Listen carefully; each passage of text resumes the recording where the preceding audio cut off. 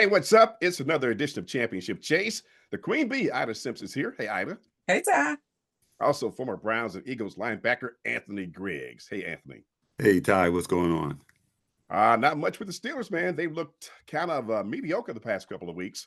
And this time around, they have the Bengals for the second time this year. The two met earlier in October. We're going to talk about that in a second, but I got to ask you right away about Aaron Rodgers. What do you think so far? Is he starting to see ghost, Ida? I don't know if I'll go as far as seeing ghosts, but it's not looking good. It is what I said earlier in the year. Like, I know he really does still have an arm, but he's older. And as the year goes on, I feel like that is starting to show.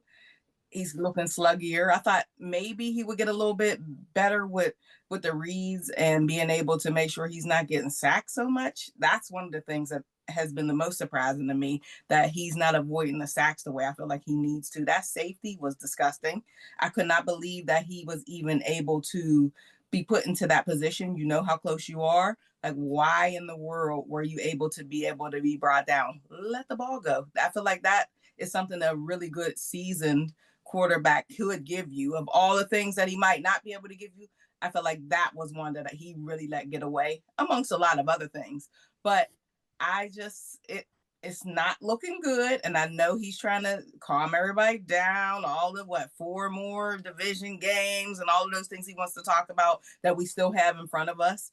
But there's just something there. It's like 1 week up, 1 week down. The week before, of course, was great because when you win, you don't think about those things as much. But when you lose and in the fashion that you lost, yes, it's not looking too good. That's alarming in some ways because you want that veteran quarterback to know the situation, know what he cannot do. As I said, you can't take that safety no matter what, throw it out of bounds, whatever. And know who the check down guy is or throw it in the vicinity, whatever. And when that happened, that was the first uh-oh. And so when he started overthrowing balls, uh-oh, now it's becoming like you got to make the plays when you can make them. Put them in the receiver's hands. And the receivers, I'm not taking anything from them. Catch the ball when you got to catch it. This game is about execution. A lot of things got to happen on the pass play. Obviously, give them time to throw, block who you got to block, keep them off the quarterback, look downfield, throw it at the receiver. But quarterback, that ball is in your hands, and you're going to take the heat. That ball comes from the center to your hands, and you control that play. And there's 4, 5, maybe 2 guys even on the pass play, and you got to know who you got to throw it to, and it's coming from your hands to them. And it's got to be you're a professional quarterback. I'm expecting you to put it on the money. One more question about Aaron Rodgers. Let's project a little bit. Can either of you see him as the Steelers quarterback in 2026?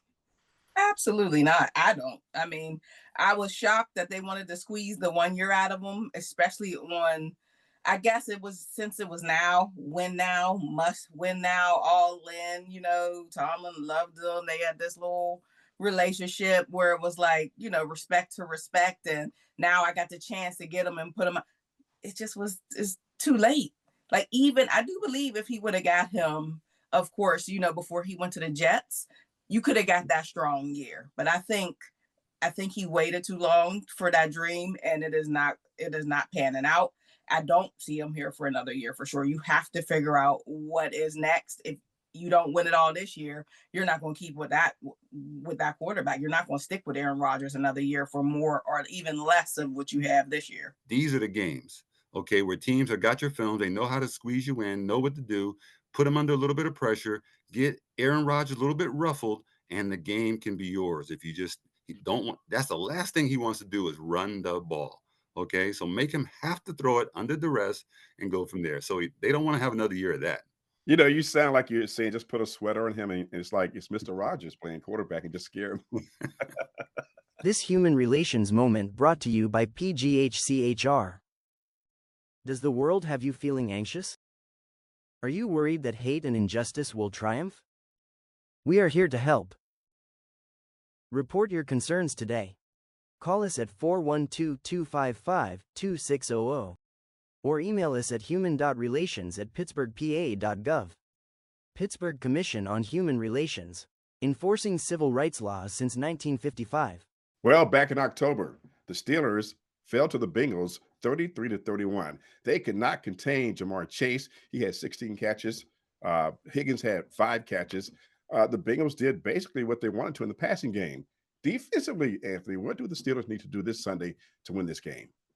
Well, they got to heal. Okay, let's start there. Their bodies have got to heal. They got to play one of their best defensive back games that they have ever played this season. They got to do it discipline wise. They can't wait for penalties. They can't wait for the offense to get a scores. They can't wait for turnovers. We need to just be able to knock the ball down, put ourselves in positions, and not let those two guys get loose.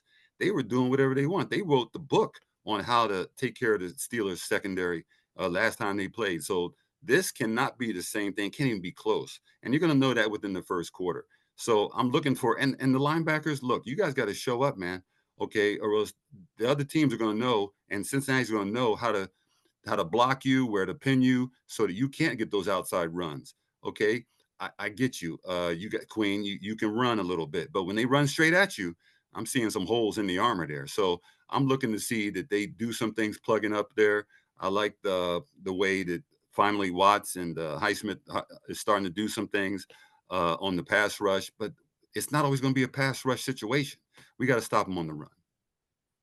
But meantime, they let Flacco sit back there way too comfortable. So yes, the secondary did get sliced and diced, but you have, what is he, the second oldest quarterback in the league? You should have been all in his face, and you're familiar with him. You know how to knock him off of his peg. He was comfortable that whole game, just slinging the rock around. So that's where I see the biggest gain. I think the secondary will tighten up. My thing is that front has to have a stronger game that is in his face, that is just throwing him off of his peg and making him uncomfortable. There's a face that I know that I like to see a Flacco, and I did not see it at that game last time. They must give that pressure to him this time. Prediction time. What do you think the Steelers will do in this game, Anthony, and who will win it? I think the Steelers come out and try to form up their passing game and their running game more than they did before to show. I think the passes will be a little bit more accurate. I think Rodgers wants to come out and show that he is a guy that would love to be here and take them as far as they can, further than they've been before in the playoffs. So I'm looking for him to do his part. And with that, I think the offense a little bit, with the challenge they have ahead of them, I think they're preparing for that to be better than they were. I see the Steelers really coming in, not dominating, but I do see them winning this game at a 24-17 score.